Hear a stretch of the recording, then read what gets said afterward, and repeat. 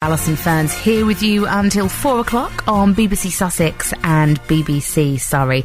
So earlier I spoke to George Sanderson, managing editor of Red Squirrel Publishing, and they are the group which publishes the study guides that help potential applicants prepare for the Life in the UK test. And this is the test you have to sit and pass if you want to get a British passport. Now, based on my performance earlier with some of the sample questions, I probably wouldn't be given a passport.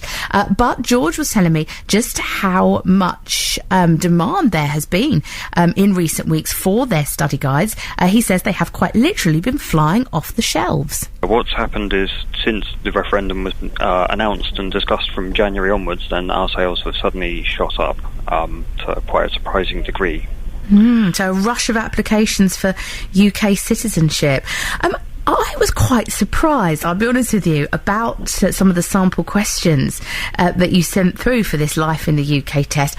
I'm not sure I'd pass, which is a little bit of a concern. Well, first of all, we find that a lot of people don't actually pass just off the cuff. I mean, we sort of anecdotally did it with our mates recently, and the British people didn't do so well. My Italian fiancé, on the other hand, did actually basically trump the test. It's not embarrassing at all, is it, for you, George? No. In terms of how much study and preparation is required, I mean, it really depends on the student, but for people who are speaking English as a second language, then it can be weeks, it can be a long time. It's a significant thing. It's a real effort that's got to be undertaken. I mean, let's just look at some of these questions. Who was Kenneth MacAlpin? I mean, I guess you know, because you write the study guide, but I didn't know.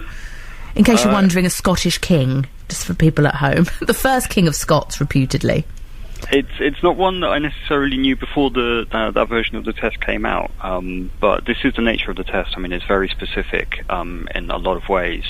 So there are details on Henry VIII's wives, which I think we all learnt at school, but then there's also, William III and the Glorious Revolution, or the details of the Civil War. And I mean, the ones I found harder myself were modern culture, like architects or painters, people like that, or Gilbert and Sullivan operas come up. Yes, I saw that. That's quite random, isn't it? So I guess the idea is that the questions cover a wide range of subjects, so British history, cultural figures, British law and government. How many questions do you have to get right to pass? So it's a 24-question test, and you have to get 75%, so that's 18 out of 24. Gosh, and if you don't get that, you don't get a passport? If you don't get that, you have to retake. You have to retake the test and wait 7 days, pay another £50. Okay, and how many times can you take the test? You can take it as many times as you like, but you can't complete your application for a passport or residence until you've passed it. Okay, so it's just £50 then, is it, to sit the test? For the test, yes, but for the application fee itself, that's over $1,200 now. Oh, really? Wow. But you only have to pay that once, and you just have to keep paying £50 to do the test? Correct. Yeah. Right, okay. Yeah. The visa fees actually went up this year, so like within the last month they've gone up by about 25%. And it's interesting because there will be people who say, there's people coming into this country, they don't even speak our language. I think they'll be quite surprised, actually, to hear about the process that you do have to go through to get a UK passport. Yes, they are obliged to take a language test as well, so they have to achieve at least an intermediate level. Do you think it's a fair test? I mean, obviously we've just said, if you've tried this out with your mates down the pub or whatever, and you're not sure they would get a 75% pass mark. So is it quite a tall order to expect people who were born outside of the UK to do this? That's a complicated question to answer. I think my answer has to be basically, what would you do if you were trying to make a test about being British, and how would you handle that? So specifically, there would be things in this that some people will just knock over and say, fine, yes, I know the answer, and other people will say, well, that means nothing to me as a British person. I'm interested in something else. I mean, music comes up, but they only mention the Beatles and the Rolling Stones. They don't include David Bowie or other figures who Spice Girls, they're missing. I can't see a question on them. You see, I could name those Spice Girls for you, not a problem. They hint at girl groups and boy groups in the 90s, but they don't mention Britpop.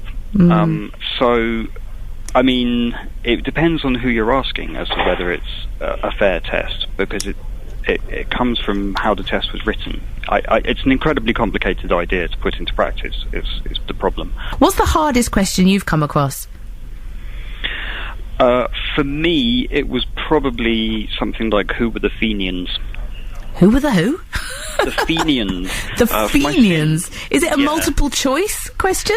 Yeah, they're all multiple choice. So, okay, I'll just give you an example. Who were the Fenians? Was it A, an Irish nationalist movement, B, a pressure group calling for votes for women in Ireland, C, an Irish regiment in the British Army, or D, a group of influential Irish academics? Well, they were definitely Irish. Oh gosh, I'd be guessing. I'm going to go with, I don't know, C, an Irish regiment in the British Army? That's not it. It's the nationalist movement, I'm afraid. Oh, of course it is, that Irish nationalist movement. How did I not know that? Wow, so they are difficult questions. It's not general knowledge. No. I mean, there will be people out there who will say that is general knowledge, because... And they'll say I'm stupid. Yeah, there is that. But I didn't grow up learning the specifics of Ireland's history, so for me that was a stump. Yes, as I say, just as well I've got my British passport. That was George Sanderson, Managing Editor of Red Squirrel Publishing. I'd love to hear from you. You heard what George had to say. If you were devising a test that people had to pass in order to become British citizens, what questions would you include?